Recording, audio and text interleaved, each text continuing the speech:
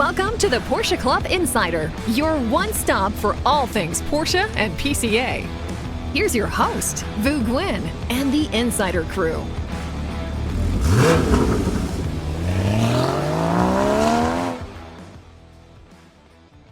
Welcome, everyone, to episode 139 of Porsche Club Insider. Hopefully, you're still processing all that sugar from Halloween. Did you dress up, Manny? It's kind of weird because we're recording this before Halloween, but yes, I am going to dress up. I have an inmate costume, and I'm trying to convince my wife to wear her. She has an old graduation gown that looks like a judge's gown, and I thought it'd be kind of funny that she could be the judge because she works for the state's attorney's office, and I think it'd be kind of ironic, especially since we're going to go to a party of her office, but we'll see. There you go. Well, I'm probably going to repurpose my my outfit from my birthday party, my Speed Racer outfit, and wear that. And so before we get started, I just want to remind you, if you enjoy Porsche Club Insider, be sure to give us a like, comment, and of course, subscribe. We're less than 1,000 subscribers away from that 100,000 subscriber mark. So appreciate all of your support. We've got a incredible guest here today, someone that makes PCA and Porsche Panorama look so good. At the table is just Manny and I, your normal cast of characters. Boggs is running the controls, and Damon is off-site going after a video, I believe. A video and a panorama story. But the guest of the day is Richard Barron, Panorama's creative director, and I think we're going to go a deep dive into his history that well before Porsche Panorama. Oh yeah, it's really fascinating. And I tell people that Panorama isn't just one person doing the work; it's a team. But Richard does make it look pretty. And what he always sends me like for my approval the layout, and I'm like, what am I going to say? I dare you to write back. I think the color's off with this, Richard. You should set it aside for about 5 degrees and lighten up the contrast. No, it usually comes over just perfect. And always we look at it, and then I guess between whoever edits me, I'm like, damn, I'm a pretty good writer. I know. I so look forward to that because every time they ask me to write something, I'm like, please make me sound good. Please make me sound good. And please make it look good. Before we get into Richard's past and present, let's talk about what we did for the past couple of days. And Manny, you had sunshine in Ocean City, New Jersey. Yeah, the fifth, annual Boardwalk reunion. For those who don't know, the Boardwalk reunion is held in Ocean City, New Jersey, obviously on their boardwalk, which is perfectly sized to bring cars on. In fact, a lot of different car clubs do events there.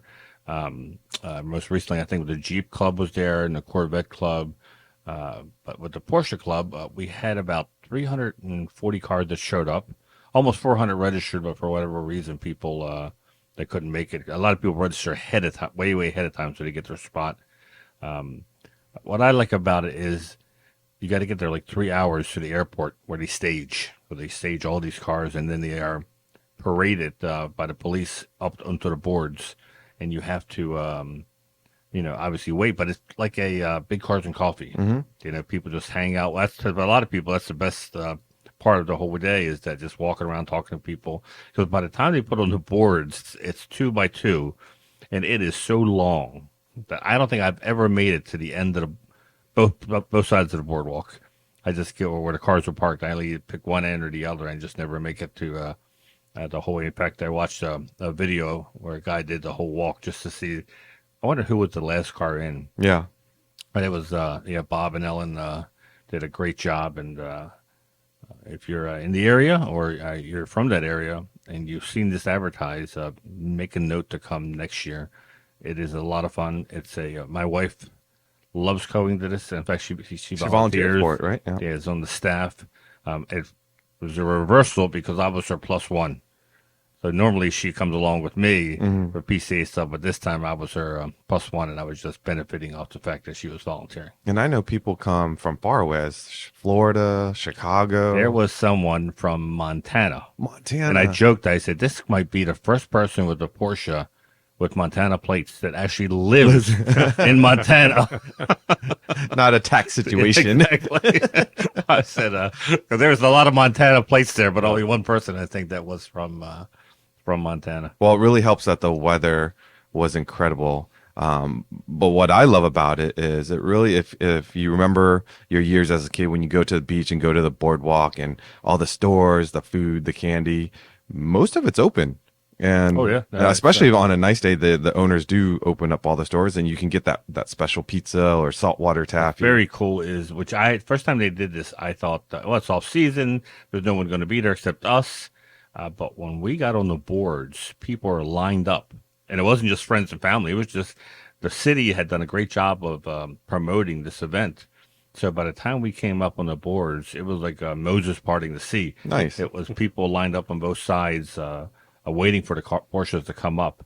So yeah, it was packed. And if it was like last events, it's very efficient moving, about 10 blocks from the airport onto the boards. You have a police escort and you just kind of roll through all the stop signs and stoplights Yeah. because they want you to get on. I mean, 340, 350 cars on the board is a They got a logistical. great army of volunteers Yeah. that have done this for a while and know what they're doing. And like you said, the car, as soon as the cars come up, they got to start parking them because everyone's waiting to get out of their cars, but they can't get out until they're officially parked. Did they have seminars or dealers again this year? They had their sponsor dealer is Cherry Hill. Okay. They brought a Macan EV4, Mm. which a lot of people I think were seeing that car for the first time because I saw a lot of them climbing in and out and opening the frunk, which the normal Yeah. gas Macan obviously doesn't have.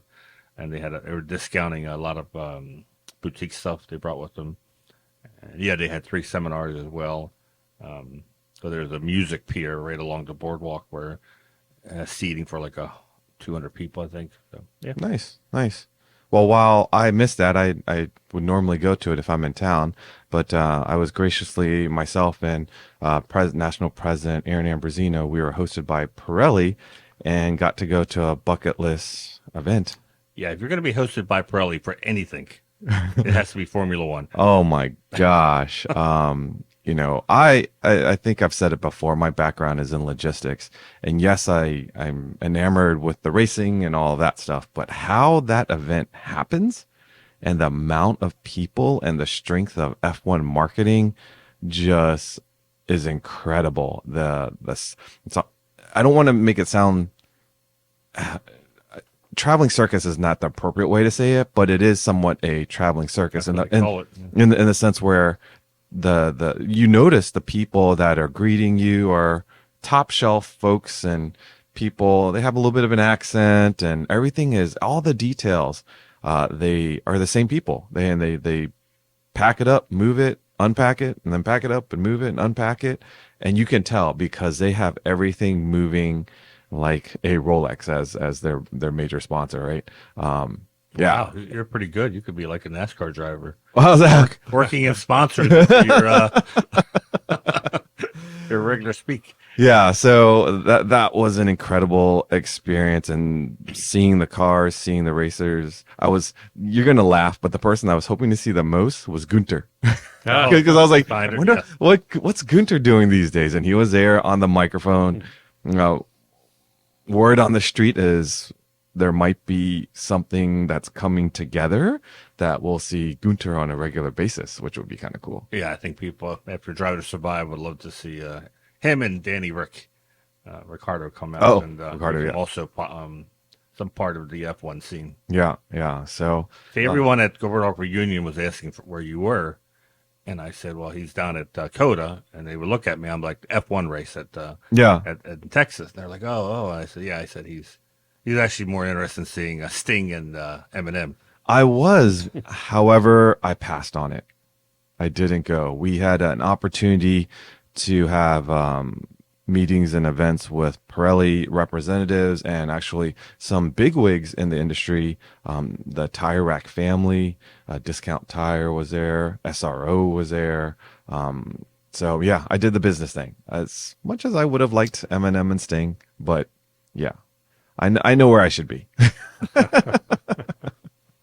So anyways, you mentioned the 356. So have we mentioned the 356 on? No, and we are going to have in about 2 episodes. I think we'll have 2 or 3 episodes, a full hour on how that all went down. But you can tell them some quick highlights So It's all over social media. yeah. So the long and short of it is, I'm very humbled that I am now a custodian of a 1959 356A Super that a dear friend allowed me to buy. Thank you, Pete and Betty Tremper. So yeah, dream achieved. But the funny thing about it is I bought it last October and went up there with Gregory Brown. Thank you, Gregory, and trailered it back to Bob Miller's at Speed. And we haven't been working on it for a straight year. And in the past, 3 months or so, it's kind of been hiding in plain sight. I think you've probably seen it on at Speed's social media over the past couple months. Yeah. But Bob has so many so many cars going through. So I was just like, I wonder if who bought this. Yeah, no one's gonna notice. No one's gonna notice. And so, yeah, I'm the owner. I drove it in today, so the Panorama team is in the office, and hopefully they can take a look at it. It's a very solid example of a 356A Super. Little things I need to do to it. The original intent of taking my rebuilt 1960 Super motor that I have in the office here may or may not find its way back in there because it's in a numbers matching car. So anyways, that's probably enough for today about it, but I would love to share the story of the car itself, what it takes to wake up a car that's been dormant in a barn for well over 20 years, things that you find, and then things that I didn't know as just driving a 356, how to start it, what kind of sounds, start it when it's cold, start it when it's hot, putting gas in it, making sure you open and close the hoods correctly. There's a lot to learn. So those of you that are interested in 356s, maybe we'll drop some knowledge on things you should be prepared Maybe for the when we record that podcast, you can announce on the podcast which of your friends is getting kicked out of the storage spot because that's your party. That's all they were worried about. They were sweating it. They were sweating it. They're not selling anything, which means Paul and Peter were probably just so incredibly worried. But yeah, I'll share with you the solution to that. So let's get into Richard. Richard, thank you for joining us, and more so, thank you for being a part of our family and taking Porsche Panorama to the next level. And the reason why I say that is because you've been at publications and have done books and such that are literally, you can't call it a book, you call it a artwork for your coffee table a lot of times, right? So how did you get into all this? Well, I always liked cars growing up, and I always admired Road and Track, and the car magazines. That was Road and Track was my go-to car magazine. And I always figured it would be great to work there. But I figured, how am I going to work there? You have to be an engineer, or you have to be a driver or a writer. And I was none of those things. And I was kind of on a path in high school to go to college, I was on a pre-med, pre-dental program. Okay. And I didn't even know what an art director, design director, creative director was. Wow. And I was going to school at UCSD in San Diego and not doing real great on that path academically. And I know how you feel. My parents tried to send me down that path. Didn't work out. Yeah, but I didn't know. I took an aptitude test in junior high school, and art was the number one thing. And I looked at that and went, "Oh wow! Oh really? What's the test was correct. What's that all about?" And number two was science. Okay. But the art thing just kind of threw me. Huh. So I mean, one night UCSD had an amazing library, and I was just wandering through the library and looking at books. And I went down this aisle, and I saw these books on design and art. And I started thumbing through them, and I came across some design books with publication design and all that. Oh, what's this? And that's kind of how I discovered what that was. Wow. And I ended up, long story short, I left UCSD, did some stuff. In the meantime, I ended up going to San Diego State College, or San Diego State University. And I started taking photography and design classes there. And how was that discussion with your parents? Into it. So the discussion with your parents going from med school to art design. Yeah, and you're going to make money. How? How is this? So, we love our parents. They still supported us, right? Yeah, they did. Yeah. They did. So I went down that path, and And ultimately what happened is I got into photography.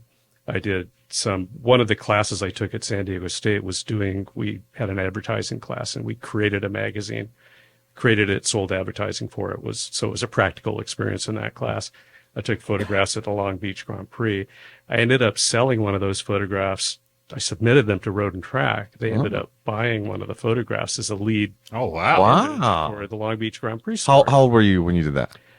20? My early 20s. Yeah. Yeah. That's an honor. Yeah. Right. So it kind of blew me away, that they published this photograph. I happened to be in a place in the track where no one else was at the start of the race. So I was on their radar screen, and then fast forward a little bit, and some jobs came up at Road and Track. I applied.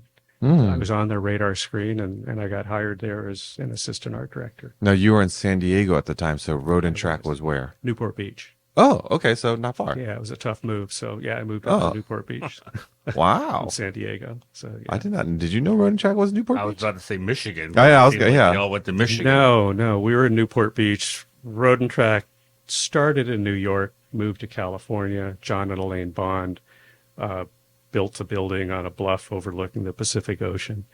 Nice. Designed by an architect who was an America's Cup skipper. It's kind of a Mad Men looking building if you look at it these days. So what was your title in first job? I started off as an assistant art director, and then I became an associate art director. And then we started a division called Road and Track Specials that Tom Bryant started. He's one of the editors there. I think I still have those magazines. That Really? pains me to throw them away, so I still keep them. Yeah, we did special magazines like exotic cars, Oh, yeah. deep dives on certain models, and special on Lamborghini, specials on Ferrari. We did magazine. We actually did a contracted job for Ferrari called Rosso Ferrari that we did the Ferrari North America's official magazine for a while. Wow. So I was there. With And Tom. what year was that when you started?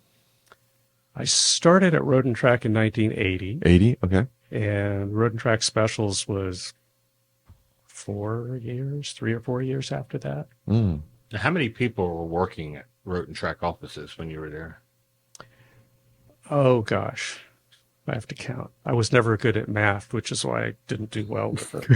I mean, was it 50? Probably about 25 to 30 people. Oh, pretty small. Between editorial staff, support staff, we had a photo studio, Yeah. and in the building was Cycle World and Road and Track. Okay. Cycle World. Okay. So Cycle World, we shared the photo services and all that. So, but it was a great place to work, and Road and Track Specials enabled me to.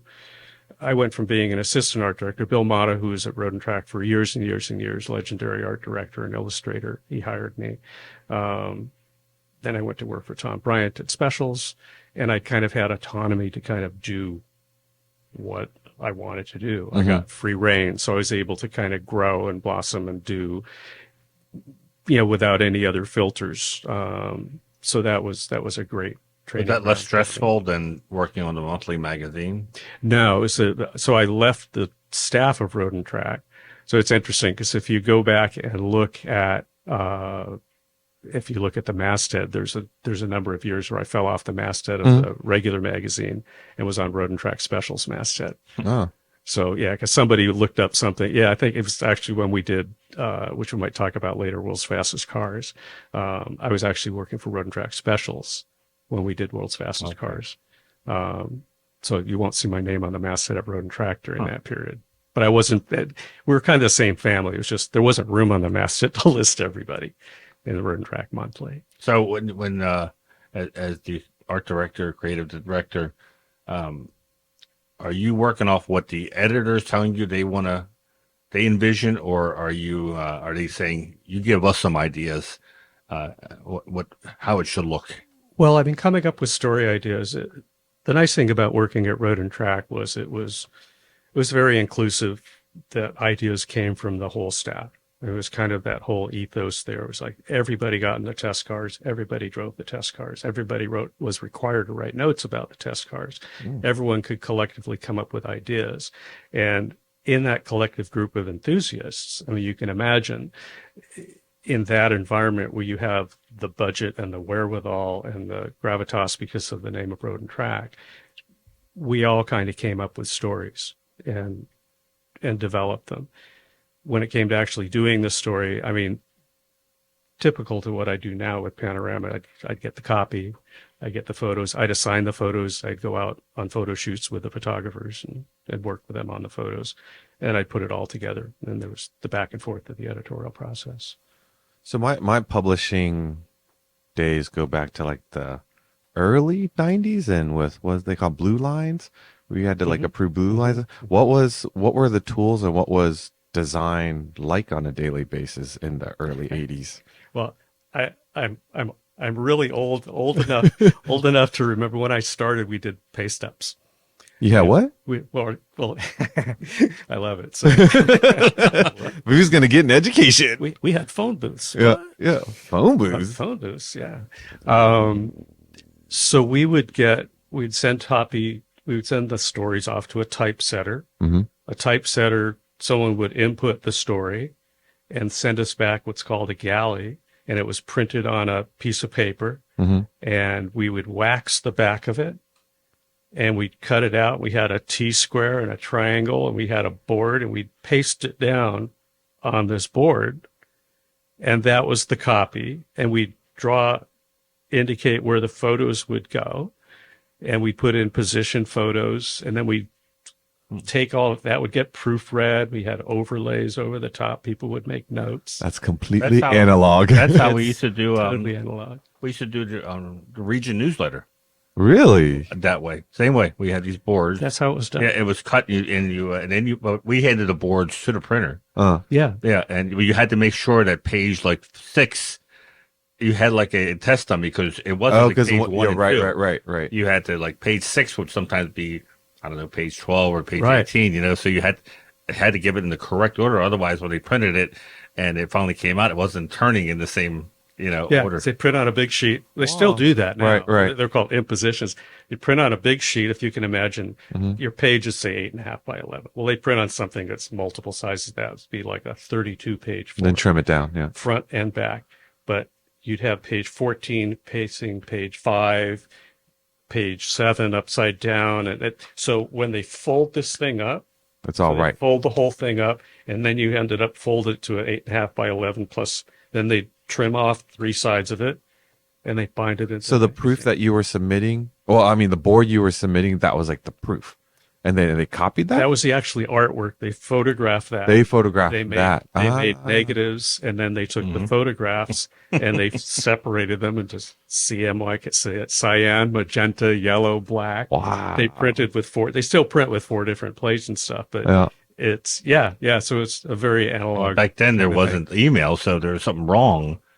You'd have to drive back to the printer to see because they would say, we have a concern because this is, and so you drive down to Jessup to see what the issue was. That they were worried about. It was so analog.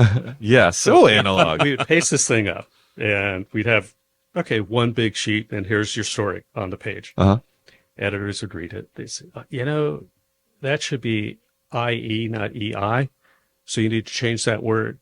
So we'd have to go in with an X-Acto knife and cut the type, slice between the So that was literally and pick up the X-Acto knife. It's like little surgery. Cut and move it here and there. We had a running joke in the art department. It's like, we're missing the word whatever. It's like, check on the bottom of Chuck's shoe. It's like this little wax thing would fall onto the floor. So that was literally the cut, and then you take the word that was correct and you would paste. Yeah. Cut and paste. I mean, it's crazy to think of how we do it now and Yeah. how we did it then. It's just, I can't imagine doing it. And like that. how you started using computers probably in the 90s? I'm trying to remember, but probably late 80s, Late 80s? 90s. Early 90s? Yeah, and we made that transition, and that was, scared a lot of people. And some people left. And I remember 80s and 90s. If you were an art person, you were always Mac. Was that the same for printing? it was, yeah. Mac was the way to go. Mac was there were the PCs and Macs, and then there were different programs, that we used for laying out. But it's cool. Yeah, it was quite a learning experience. But at that point, it was cutting edge technology, and we kind of like to be at the forefront of that stuff. And as technology became prevalent in printing and design, now you're having to kind of learn all these new tools. Yeah, it's always moving. Yeah. And with new programs and stuff, with Mm-hmm. with what you can do with photos. And I was just talking to some of your guys here about that yesterday with some of the AI tools, in Photoshop and whatnot. You're not making things up, but they make, when you're editing photos. I mean, there used to be a retoucher would go in and physically paint certain things and adjust images. Mm-hmm. Well, now, of course, we can do that all in Photoshop or Lightroom or Illustrator and all that stuff. But there's constantly new programs. And with AI, say you're on a photo shoot somewhere and you didn't notice, but gosh, there's a trash can in the way in the background or this or that. And it's so easy to just get rid of that stuff now. So we're not faking things. We're not putting a car where it never was, for example. Right. But it makes it a lot nicer for us to clean things up and have a really nice pure image, which has always been done. I mean, Ansel Adams I call Ansel Adams had analog Photoshop. He has these beautiful prints, but that's not what he shot. He spent hours and hours in the darkroom manipulating. Doing this. It was just an analog version of what we do today on a computer. Yeah. So, and with photos, unlike today, where you can go out there with pretty much unlimited memory and just click the shutter button over and over and over, I remember film came in 12, 24, 36, like max. And you go out in a photo shoot, I'm sure you had numerous rolls, but it wasn't until you got back into the darkroom did you know whether or not you got the shot. Exactly. That's crazy. One of the that sounds like a lot of time. Well, and it I mean, physically the film costs a lot. It costs a lot to develop it. You had to carry the film. When you're traveling overseas, you had to deal with X-ray machines. Not to worry mess up about your if the film. was Oh, going yeah. bad. One of the things I tell young photographers these days, because it's so easy to just hold the shutter button down and just shoot away. Rip off, yeah. I try to tell them, imagine you have a roll of film with 36 frames Yeah. and think about what you're doing. Right. And set up a shot, compose the shot, clean up the background, move that trash can out of the way. Yeah. Get the lighting right, get the reflectors right, get everything right, then take the photo. Don't just, it slows your mind down when you start thinking that, when you start thinking about shooting analogically, as opposed to just hold the shutter down. I definitely try to do that because later, it saves time later.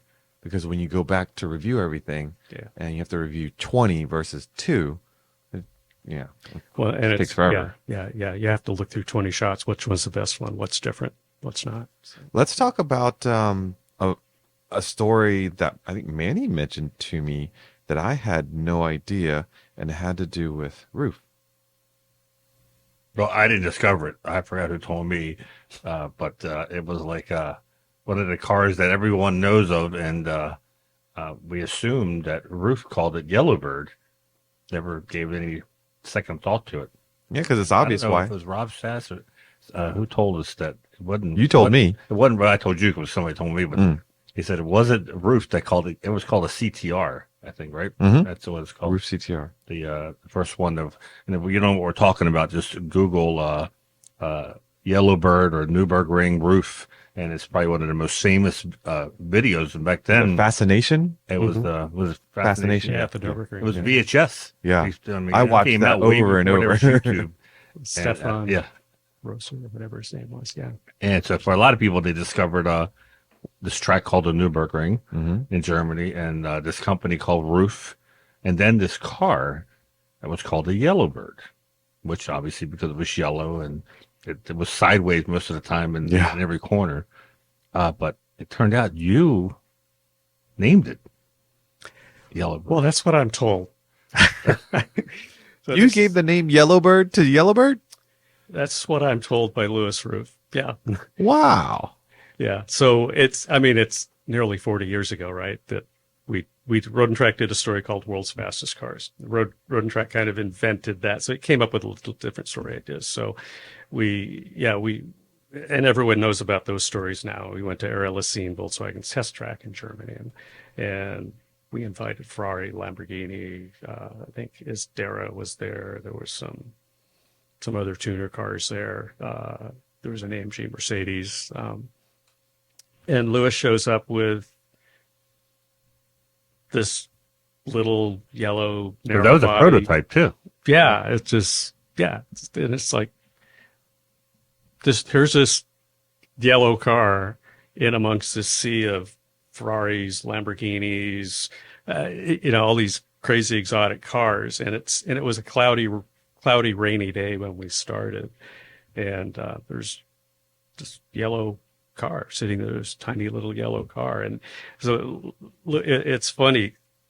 I didn't remember doing this at all. And Lewis called me up, one day and said, you remember you were named Yellowbird. I said, I did.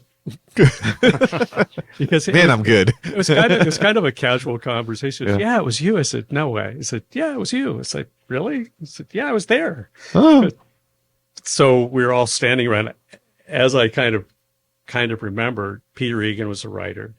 John Lamb was a photographer. Tom Bryant was there. Wow. We're all standing around, and there's this. That's the who's who. I was going to cars. say. That's the who's who. Yeah. Yeah, this group of incredible. Well, not just them, but Phil Hill was there. Paul Frere was there. Okay, now you're just bragging. I'm just showing off. So all these guys. Phil and Paul were driving the cars for us. But we were standing around casually, and I guess I made the comment. It's like, God, it's like this little yellow bird amongst all these monstrous kind of Wow. other beasts, and because it was just so. I mean, here's this tiny, delicate, narrow, but everything else is big fenders yeah. and lots of horsepower and because it was a narrow body 911. Mm-hmm. Yeah, and Lewis explained to us all the stuff he did. It's like, well, it's a narrow body because of this. I took the rain gutters off because of this. These tires have been tested on a tire dyno up to 200 and whatever miles an hour. So he had done all of that stuff, and so there it was. And yeah, so evidently, yeah. Wow. He's told me that, but it was Now totally you know. a casual conversation. Good thing you didn't call it Big Bird. That wouldn't have stuck. Well, because we did the RS collection, and he had a black CTR, and Prescott kept on referring to it as a Blackbird. Yeah. And if you didn't know any better, you thought that's what Ruf calls it, is a Blackbird and a Yellowbird because of colors. But it, So is Blackbird actually a name for the black I think CTR? they were playing off the fact They're just that playing it off it's with black, yeah. and Yeah. the other one was yellow. So obviously Blackbird makes sense. I'm curious. An assignment like that, I totally get, and you can get immersed into it, and just whatever you put on the page is going to be fantastic. But you said you were in this position through the 80s, and if I remember correctly, especially American vehicles through the 80s weren't the most exciting looking vehicles. How did you deal with that?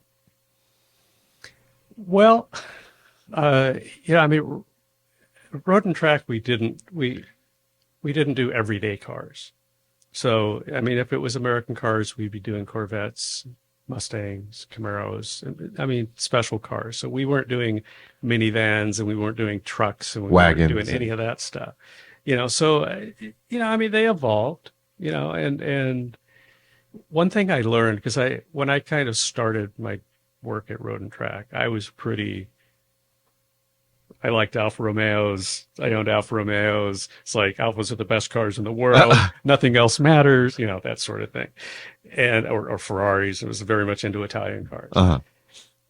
And working at Road and Track just kind of it really was an education, because being around everybody else who came from different backgrounds and had different likes and dislikes and whatnot. And as I got into it, I never drove a Corvette. I never drove a Mustang. I never drove a Camaro. I never drove a Porsche. And experiencing all those cars, I realized, a Mustang's not a 911, but it's pretty cool in its own right. Absolutely. And driving an old, like a Corvette Stingray, convertible, it's like, this car's actually really cool for what it does. It's not, I wouldn't necessarily buy one, but I can really enjoy driving this. It's an experience. It is, and it's its own experience. So that's one thing I realized with cars. It's like, there's something for everybody. And when I hear people trash talking some car or whatever, it's like, well, yeah, for you, but you know what? And he laughs at me all the time because I have a very romantic vision of the experience in cars. Look at him now. He's laughing I at me. see In that his head, arms he's are laughing at crossed. me. Yeah, yeah. Like I have a He puts his memories when he was a kid. I do. So do. his dream car is a Corolla. No, a B2 Nissan, Datsun B210. Datsun B210. Yeah, Yeah. which is probably one of the worst cars in the world. But I do specific have But a, it's not one of the worst cars. but I do have a It's romantic specific vision. color too. Yeah. Oh, it has to be that harvest orange that my mom had. Oh, yeah. Harvest orange and tan interior. It's a unicorn. I've been looking. I look everywhere and I haven't found Well, it. see, most of the 510s have rusted away. That's the problem. Well, a 510 is actually easier to find than a B210. Oh, a B210. B210. Yeah, 510s are incredible cars. Those are all little metal cubes. Yeah, B210's all rusted away. Once in a while, I find a hubcap on eBay or something, but And just never like a whole my car. daughter with cats, he cannot turn down a car that someone wants to give away. That is true. That is true. They all need to be loved. So, what was it like? Again, being analog. Now you're coming into late 80s, early 90s, starting to get this thing called email, and the internet comes about, and Macs and tools. At what point did print become somewhat fearful is probably not too strong of a word, but at what point was they're like, that internet thing could be a competitor to what we're doing? It wasn't until a lot later. A lot later. A lot later. Do you think they should have been worried about it earlier? Well, I mean, it's interesting because there's some people I know and worked with that kind of left print and went to work on digital projects way back in their infancy. Mm-hmm. And today they would be successful projects, but back then they flopped. Oh. It's like anything new, and anything new that you're getting people used to. People didn't even know this didn't exist. Right. Right. Phones didn't exist. He's holding up his cell And phone. now, it did, now, it and did. now everyone in the world has one. But they didn't buy it right away. No. I always ask people, because I compare it to electric cars. I go, what was your first iPhone? What number? And they're like, I don't know. I said, for me, it was 3, which meant there was 2 generations of iPhones where I said, I don't need this. I have no reason why I should buy this. I know Manny long enough where I remembered he thought texting was the stupidest thing It was, ever. I did. He did. He said, I'm not getting a phone to text when I can just simply dial and talk to them. Why the heck would I want to sit there and type? Like, he was so adamant. Because you had the about keypad on. And I'm like, you know how hard it is to say, what time are you going to be there? And with all these numbers hitting beep, beep, beep. I'm like, it. I'm just going to call. Totally. I'm just I going can to just call. call it. It's done in 30 seconds. I think most of us were that way. Yeah. And and you kind of go back to the whole thing of like with an iPhone, it's like people are going to do this. It's like there's no keyboard. There's no keyboard. How do you does this touch? work? How's it going to be precise? And now, yeah. How many of us have? But it old was the same Blackberries thing and like when somewhere? magazine. Obviously, when the internet came out and was the speeds were increasing, and you could actually send photos without having to wait 20 minutes for it to download. People were still trying to take the print and just transfer it to the screen, and it wasn't translating. No. Because just simply putting it on the screen is not what people were looking for, and that's now we call it content creation. But I know that writing for like eBreak News is a lot different than when I write for Panorama. eBreak News, I know that people may be looking at their phone. They're only going to be have maybe 90 seconds to read the article. I call it the stoplight read. Yeah. They're waiting at the red light and they're going to scan through the article. So I can't write a panorama length article for eBreak. Nobody would read And you it. should, because they're totally different mediums. And that's one thing that evolved over time. And you're right, things were really slow, and that's why it wasn't.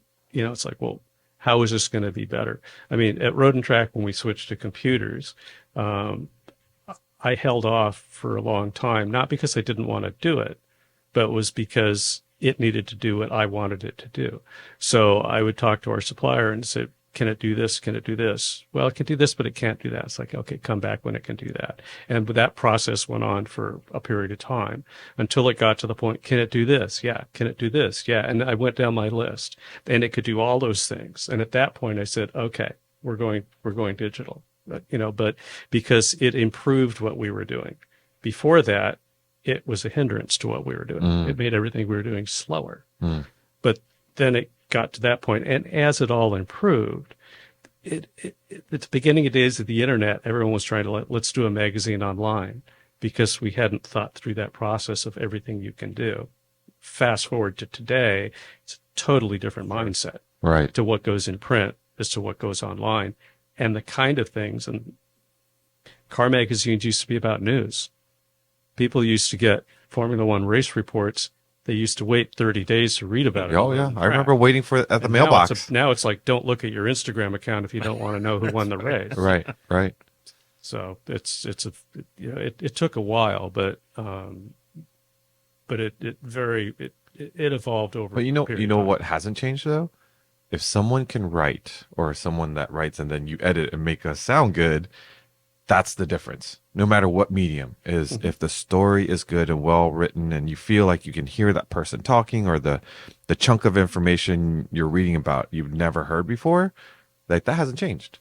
It hasn't, and it's a professional writer knows how to write. A professional editor knows how to edit. A professional editor knows how to take writing that someone who's not a professional writer has done and make it sound like you're a professional writer, sort of thing. I'm not looking at you specifically. I know. Yeah. I know. I'm very jealous of Mr. Sass. Mr. Sass can sit and, just 5 minutes after talking to him, just crank out something and I read it. I'm like, dang it, that's good. And then when he asked me to do something, like, do you really want me to write? He's like, just put it in kind of your own terms and then I'll make it sound good. But if it makes you feel better, remember we did the first test of the 1 mile review? Yeah. And how Rob did not feel comfortable at all doing the 1 mile review. Oh, yeah. That's true. We could immediately just look at the camera and say what articulate what we thought of the drive. And we have our pluses. That's what I always say. We all have our things we can do and things we can't do. Yeah. But it's what fits that medium. And what you guys are doing with the 1 mile review fits that medium. Yeah. You're very comfortable doing it. That doesn't fit in what we're doing in print. And that doesn't these days with what people expect out of print. Is very different than what people expected out of print 20 years ago. Yeah. It's a very different experience. I mean, you don't cover the same stories. If Yeah. you do, no one's going to read it. You Right. have to do it very differently. So you talk about the difference between magazine publication to digital, but you're involved with sort of the next level of writing, which is in books.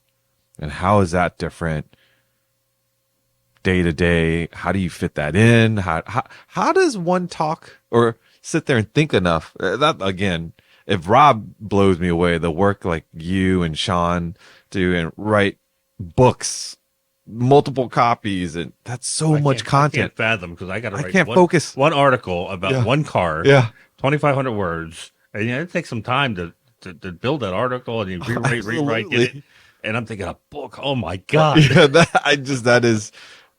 Yeah, I can't fathom how that is done. Well, it is mind blowing, and I mean, thankfully, I'm not writing the words, so the words are coming from the authors, whether it's Sean Cridland or Ryan Snodgrass, different books, and so but it's like doing a magazine. It's just a lot bigger story. I mean, you're writing a story. There's basic framework for writing a story. You have an outline. You have a introduction, a beginning, a middle, and end, and when you're doing books, and most of the books that I've done with people are historical, so the Brumos books, the Hurley book, the Turbo book, so they're covering facts, and those guys are checking their facts and they're rechecking their facts, and they have the time to recheck and do the research to check those facts. And we're collecting images, and you're collecting images when you're doing historical books, like, where do you find these images? I mean, there's a whole art to that, but it's similar with a magazine, but it's a shorter process with a magazine. From my perspective, I call myself a visual storyteller. So I'm telling a story visually. So when you look at an article, hopefully in the magazine, if we're talking about the interior, there's some interior photos next to where you're talking about that, for example, that things have to mesh up, meld up. They're not just thrown down randomly on the page.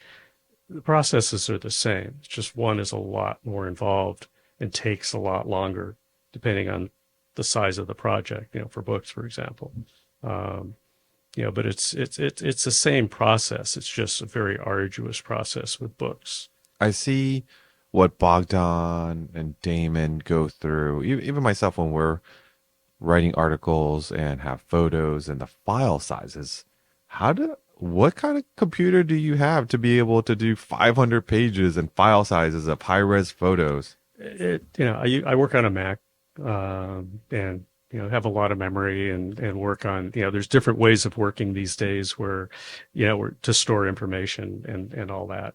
I've kind of gone down the road until I realized, what are you doing, with everything stored on my Mac? And it's like, no, kind of evolved from that with solid state drives and, so most of my data doesn't live on my computers. But does the processing power of the processing power is I have a lot of processing power on the Mac. Don't ask me what the numbers are because I don't remember. You just bought the top of the line. I just bought as much as I could afford. Yeah. Whatever the technology is, I want the top one. Yeah, and I want everything to run really well. And then all the storage is done off the computer on solid state drives or in the cloud or or wherever for all that.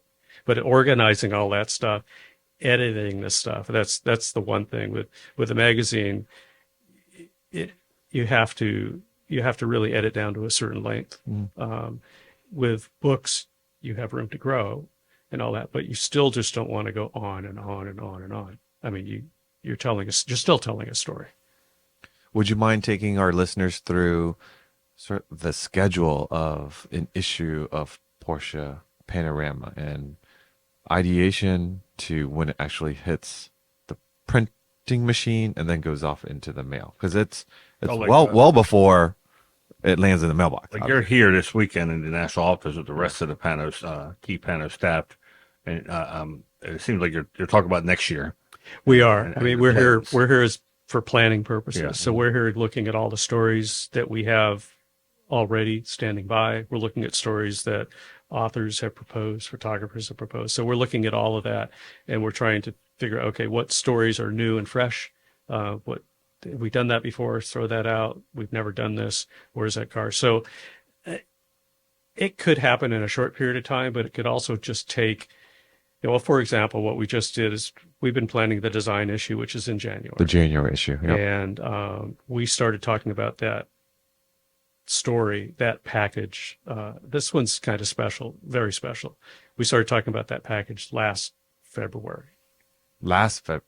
February of this year. Oh, of this year. February of 2024, right after we finished, we started talking about it, putting it together. We just got back from Germany a couple of weeks ago, photographing the story. I'm not going to tell you what it is. It's a little bit of suspense. Don't tell them. But I will say I saw a sneak peek of a few photos. You guys are going to be floored. Also, I think it's worth mentioning, maybe a compliment, that Porsche wanted to get involved after they saw the previous design issue. I guess it made their radar that they would love to be part of this process. Yeah, they did. But back to what you're talking about, and this story is a little more drawn out because it's such a special issue, and it's like every story in the issue is a design-oriented story. But a story might be done. Say a story's done after parade. The writer writes a story. It might take him several weeks to do the story. I mean, in an ideal situation, so you have a story idea, you assign a writer, you assign a photographer. Mm-hmm. They all get together, hopefully, with the car, whether it's a private owner car or a press car or whatever. And it takes probably a couple of months to get around to the logistics, getting everything lined up, getting the story written, getting it photographed. The photographer will edit all the photos, do whatever processing he needs with that. The writer will send the story in to Jeff and Rob to edit. They edit the story. I get the words for the story. I get the photos for the story. And once it's scheduled for a specific issue. And then, the process of the issue. I mean, we do it every month. So some stories are done a little in advance. Some are done in real time. It goes through a proofreading process. It goes for fact checking. We run it by you guys. We run it by, it's like, I have to be careful. Like I was mentioning about, is this model GT3 or this era GT3? The nuances, right? Yeah. The nuances. I try to be very careful about not assuming anything. So I know it's really important to everybody to get that right. It goes through the proofreading process. Marge sends all the images in to get processed. They get them back. She places them on our files. Then that all gets that gets put into an online proofing system, and we all proof it again. Wow. Then it gets signed off. Then it goes to the printer for the process of printing. And that printing process takes a few weeks. And then by the time it gets printed, bound, Through the mail packaged for system. mailing and Yep. mailed, and it's a long process. I mean, essentially it's a month, but it's really more like More. 2 to 3 months, I think, the whole process. I like, and I think our readers as well as our advertisers have liked how you may have, I don't know, let's say 24 features that are available to you all year long, but you're trying to find these themes. Trying to find themes and also trying to get a good mix. Yes. So when you're doing an issue, you don't want to have all long hood 911s. You don't want to have all new cars. You want to have a mix of a little something for everybody, but still not have it. You don't want it to come off like it's a committee kind of thing. And Right. There's nothing for anybody when Right. you try and please everybody. 'Cause- So you try to have a nice mix of Right. stories. You know, let's have 356s, but not have to have too many 356s. Let's have, you name it. 928, 914, you name it. The people, Yeah. you know, they may pick up a individual issue and not see their model and they get bent out of shape, but they don't realize we have featured their model in previous ones. We can't have every single model in each issue. At least once every 2 weeks, I have to go through and tell the person who said we don't mention 924s and say, here's what we've done just in the past 3 months. Exactly. E-break, Exactly. our videos, podcasts, Panorama. I said, here's all the times we've talked about 924s. Well, and also to include the four-door cars, you know, to include the SUVs and include the Taycans and the Panameras and stuff. It's like a lot of those cars, I don't mean to offend anybody or anything, but they're everyday cars. I mean, we use them as everyday Right. cars. You might have a 911 in the garage, but you're driving your Macan to go grocery shopping. Right. But there's a place for stories for those too. Yep. You just, when people are getting the magazine, for the most part, they want to be entertained Mm-hmm. and they want something that's unique and different and something they don't see every day. Yep. So you want to keep that fresh so they keep coming back. So it's not that you don't do stories about every single model. You want to cover everything in some way, but you want to cover those models in a way that's interesting. Right. You know, for example, so it's like they're not left out, but it's not. Someone who has a new car might not even know what a 356 Mhm. is. You know, I mean, someone who's new to the Porsche world. Is like, That's oh, why I it's think the Porsche Parade is such a great source of content. Because if you walk through the prep Yeah. area or you just walk through the parking area and you just start talking to people, and a car that may seem like a plain Jane 986 Boxster, after you talk to the owner and you find out either the original owner, how they ordered it and what special things it has or what they did with it, suddenly it changes from being a silver and red Boxster to one that has a phenomenal story that probably other people would want to hear the background of this car. So it's that's why I like seeing now that the Pano team is so active at Parade and getting stories for future issues, because I used to always say there's so many interesting stories on these cars. You just have to go out there and talk to the members. And that's what it's about. It's about what's the story behind this? I mean, we all appreciate the cars and we can appreciate them and looking at it like the wow level when you look at something.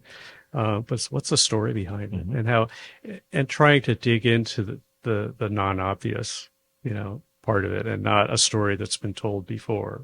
And there's lots of those stories out there. We just have to find them. Yeah. We all know Porsche Panorama is PCA's crown jewel.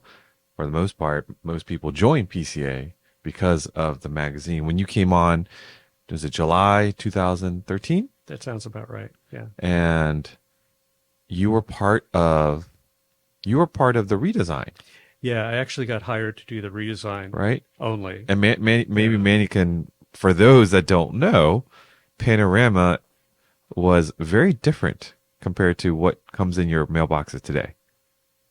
Yeah. Oh, yeah. Yeah. It was interesting because it was getting to the point where it was a time for a change. I mean, Betty Jo Turner did a phenomenal job for 40 years or 40 42 years, I think. 42 years. Yeah. I mean, phenomenal. If you especially look at the early issues of Panda to where we got in. But just like everything else in life, we're caretakers of a brand, or in this case of a magazine, and it was time for Panorama to enter its next chapter.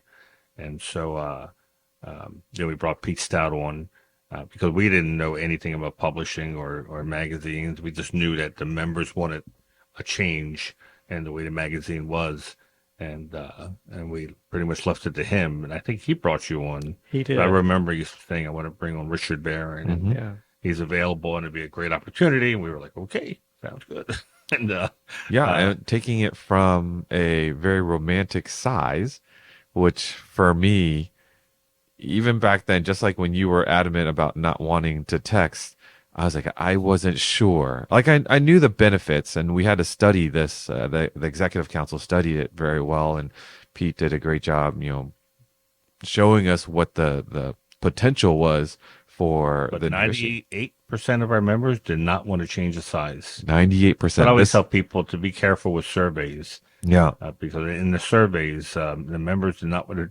The size, for those listening, was smaller than what you have now. It's I guess 8.5 by 11. Is that what it is? The size, or No, it was an odd. It was a very unique back term. then. It was Wasn't it to fit now in the glove box? It was to fit in the glove 356? box. Yeah. And the 56 guide I read the street was saying, heck, our magazine is regular size. We don't even make a magazine to fit into our glove box, which, it's like we said, it was a romantic notion that you could keep the copy of the magazine with all the contacts in case you broke down in there. But that wasn't the case anymore. And I remember Pete brought us a sample of the bigger sized Panorama and then the current size.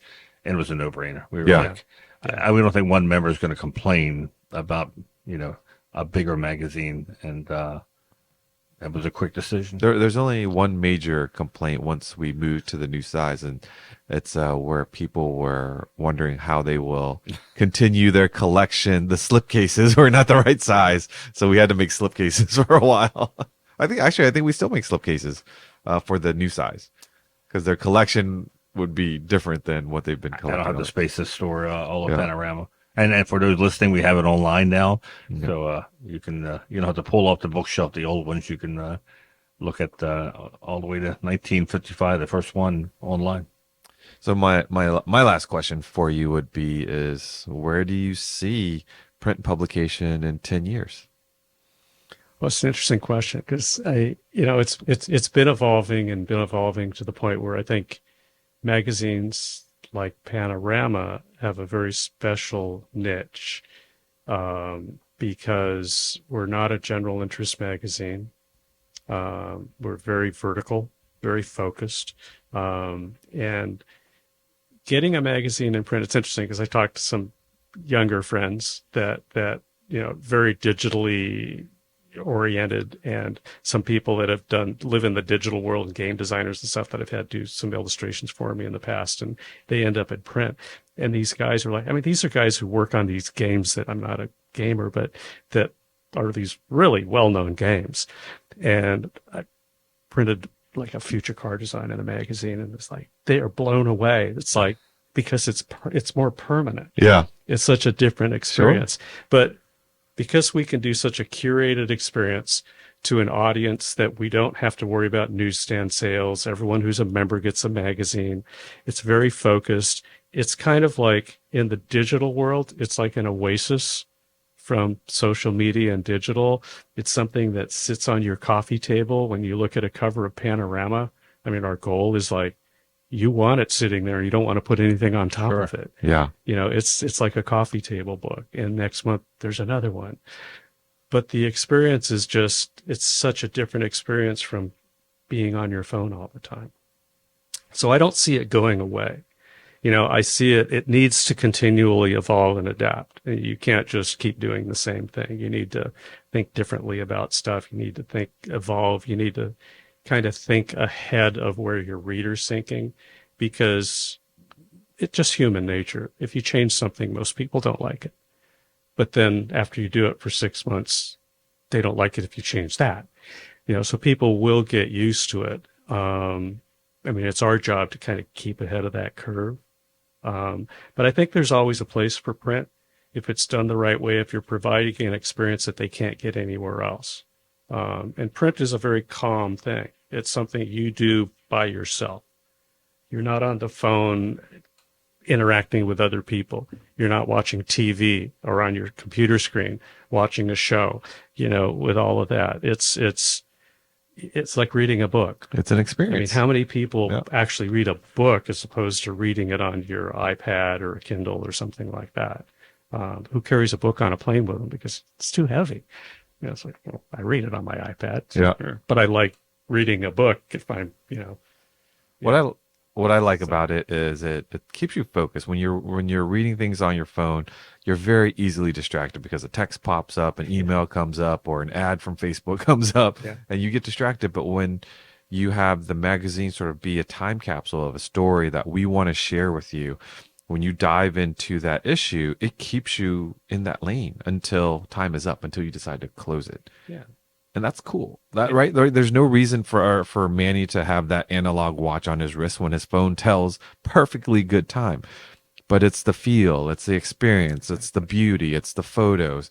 And a beautiful photo in a little phone looks very different as opposed to a beautiful photo that's a 2-page spread. And you don't need batteries. Yeah, you don't need batteries, exactly. So yeah, I agree with you. I think it's here to stay, but we have to continue to push and make that experience very special for the reader. And they're not there to learn about the latest news or the race updates in the magazine. They're looking that you could read it today or read it 10 years from now.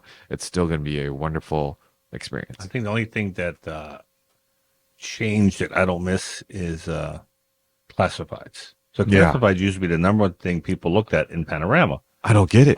But now that it's online, I never have any of my friends say, "Hey, I was reading Panorama and I saw this ad for a car," because now that's just they'll send me a screenshot from the PCA Mart or bring a trailer or wherever they found this Porsche, and because it says share on there, you can Right. share it with your friends, and that's what I think has changed, not just with Panorama but across the board. Yeah, because anything in print for sale, by the time you've read it, it's been for sale for at least a month. It's sold. It's sold. Yeah, If that's worth anything is anything. good, right? If anything that is still there, it's probably not a good deal. Which presses us, and this is part of our conversation kind of on a somewhat regular basis, not just with classifieds, but with other parts of the magazine. But with classifieds specifically, we kind of look at that and think, okay, what other ways are there to service the reader?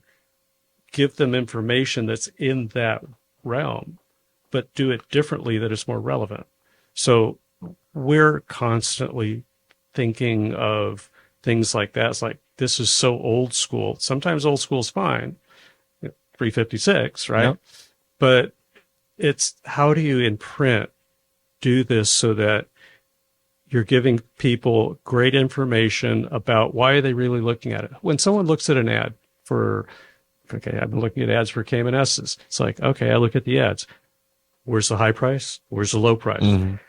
Where's the manual gearbox? It's not there, or whatever. But when people are looking at the print section of the magazine, what are they looking at? What are they looking for? So we have to go through that process and think, how could we improve this experience for them? Still get them the information that they're looking for without going online, and giving them an opportunity which you can do these days, as we know, with QR codes. Mm-hmm. It's like, okay, here, you want more here, just Push them to this video. Yeah. push it to this video Yeah. or push it online. So I think it's smart that we're kind of going the ways of providing more model guides. So you might not learn about every single car in each issue, but each issue you could learn about a 996, learn about 356, learn about 997, what to buy, and impressions that Manny has on a drive or something like that. That is way more useful than seeing 10 ads for the same car that has very limited information on it. And I think, like we were talking yesterday, I think it would appeal to people. If I saw a Alfa Romeo Giulia maintenance guide, what to expect, what's the maintenance going to be like? What's the ownership experience going to be like? I would read that, even though I'm not in the market for a Giulia. That would be interesting to see. I wonder how does it how compare? reliable these things are. How does it Yeah. compare to Yeah. Yeah. Is this My could this be a daily driver, Yeah. or Yeah. is it not? To me, I would find that fascinating.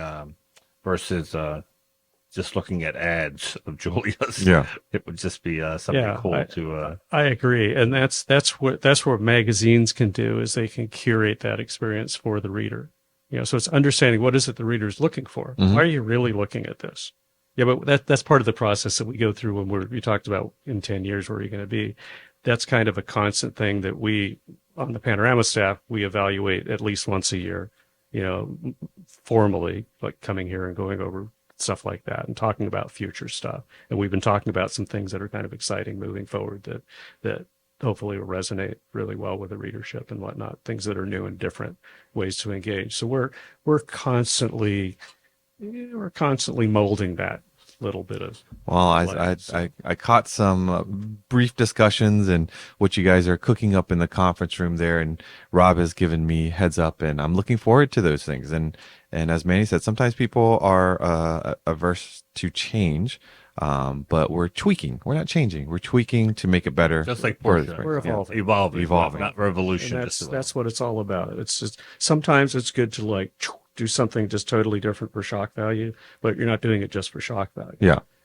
Very good. Well, I want to remind everyone, if you haven't subscribed to our free electronic newsletters, head over to pca.org. We have Mark Fresh, we have Performance News, as well as e-break news. Again, pca.org. Get signed up. And let's move quickly into Porsche news. The first line item here, Manny, has to do with IMSA. Yes, Porsche has done surprisingly, because they're here I guess by the time you hear this, hopefully WEC, Porsche has clinched the WEC championship, but they have already clinched the IMSA championship with the 963. And now they're doing a complete changeover of drivers. Dane Cameron, who was the only American factory driver, is out. So is Andre Lauderer and Fred Makobelki are gone. Are they scooped by someone else, or? Well, they didn't say that, but they brought in new people. Good, fortunately, is my favorite driver, Nick Tandy, is still driving an IMSA, the 963. I'm looking to see here where the new people are going to be. Michael Christensen, Julian Anlar, and they said still they'll have Lawrence Van Thor and Kevin Ustre will still be driving, and Matthew Jaminet will still be driving, Matt Campbell as well. So they made a change with three of their primary drivers, but obviously Porsche knows what they're doing. Yeah. And they have sometimes you scratch your head at what they're doing, but the fact that they won these championships and of course the overall goal was to win Le Mans. Yeah. Even though the championships are very nice, the Le Mans cap, feather in the cap is what they're really after, and that's going to be an uphill battle with Ferrari and some of the other GTP. But yeah, that was when I read they're making changes. Nick Tandy's my favorite driver. I was like, oh, don't tell me they got rid of Nick Tandy, but nope, he's on at least for another year. Speaking of news, probably the news that was most covered by all of the social media posts last week has to do with the incoming GT3 and the versions of it. The 992.2. 992.2. Generation GT3. So the horsepower remains the same, but it's a faster car. So you may wonder, how is that possible? Gearing. Yes. You lower the gearing, and it's that's an old hot rodder's trick. And I know my 964 race car, we changed the ring and pinion, which is similar to what Porsche did here, and it changes all the rest of the gear ratios, and it makes the car feel like it. The 964 it felt like a 50 more horsepower, and that's what Porsche has done with the GT3. They've changed a differential gearing. But is that at the sacrifice of top end speed? I would imagine, but how many people reach top end speed? Very good point. It's very good point. People are much happier with this, and the people have wanted different gearing on these cars, so they got their wish for the GT. So they released the GT3 Touring and the regular GT3 at the same time, and usually they don't need an excuse to stretch out another new car reveal, but this time they did them both at the same time, and they're offering rear seats on the GT3 on the Touring. On the Touring, yeah. And what's the one that has the removable headrest? Is that the Weissach version? where you can pop off the headrest so that when you're on track with your helmet, your head doesn't have to tilt Oh, I forward. didn't see that in Yeah. the article. Yeah, and that seat is also, I don't know if that's the fixed seat or if that's the two-piece seat. That there's the buckets that actually you can move forward. Well, the two-piece carbon fiber had the foldable seat, is what I read. Right. But I didn't read. You didn't read about the headrest? No. Yeah. No. Probably the most common comment was 20%. Did you Oh, yeah. Well, the price? Porsche has made no secret that they want to hit a 20% margin, which Yeah. meant they raised the price on the GT3. But obviously, you don't need a degree in economics to realize what they're doing is they're realizing that dealers are using ADM on GT3s and customers are paying this additional dealer markup. So why should the dealers get it when Porsche can get it? So Porsche just raised their price. Whether the dealers will still try to do an ADM, the market will speak and see how desperately people want these GT3s. I think I'd be surprised if they're still going to be paying this high ADM or they. Yeah, for those of you listening, what are your thoughts? Do you think with a 20% markup in price and the current market, will ADMs, where will they be? Or, It starts at $222,500, excluding the $2,000 delivery fee. That's starting it. yeah. I don't know anyone that doesn't click a option or two. Well, wasn't it your article that you drove a $70,000 Macan starting price, but then the actual price of the car was like 100 because Yeah. of all the options, right? Yeah, like it's very, very easy as you go through, and you're like, "Well, I really like this, and you definitely got to have this, and you got to have this," and then $25,000 later. you're almost afraid to look at the bottom to see where all these little clicks you put along the way, what it added up to. Of course, you can get the Y-Stock package, which is about 15 grand. Of course, you got to have the Y-Stock package because if you don't, then everyone at Cars and Coffee is going to say, "Is this the Y-Stock?" And then you got to explain why why didn't you you get the spend Y-Stock? $50,000. Yeah. Although, we always joke that the Y-Stock package, it's a non-Y-Stock, is the rare GT3 because every car is a Y-Stock package. So if you were actually self-controlled and did not order a Y-Stock, you may have a fairly rare car. Yeah. Well, hopefully we'll get to see some of you November 17th. By the time you listen to this, registration will have been closed for Unstock. And how many cars? At 120 maybe? 120 cars. And we're going to do since it's not it hasn't closed yet here as the time of recording, we're probably going to do a push, and we know a lot of last minute PCAs will probably join in at the last minute. So if you haven't we've had a drop of a number of incredible videos, including covering the Porsche Classic Center, and then some called him Yoda. Nathan Mers dropped some knowledge on the 996 GT3.1.2 and another one more. There was another one that he covered that was like a Euro or something like that in it. Well, the 96.1 GT3 was Euro only. Right, and then this .2 GT3. Was there a third car in that one, or was it just a two? Anyways, check it out. It's a 2-hour video.